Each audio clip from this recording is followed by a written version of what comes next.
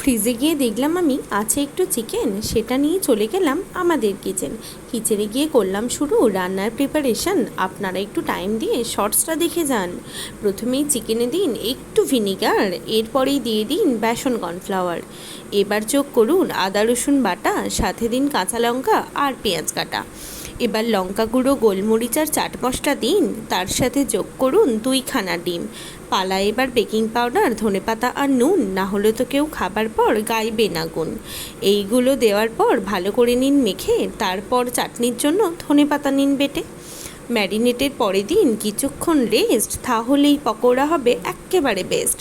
এবার সময় কড়াইতে পর্যাপ্ত তেল ঢেলে ভালো করে ভেজে পকোড়া নিন তুলে। প্লেটে এবার পকোড়া সার্ভ করে দিন।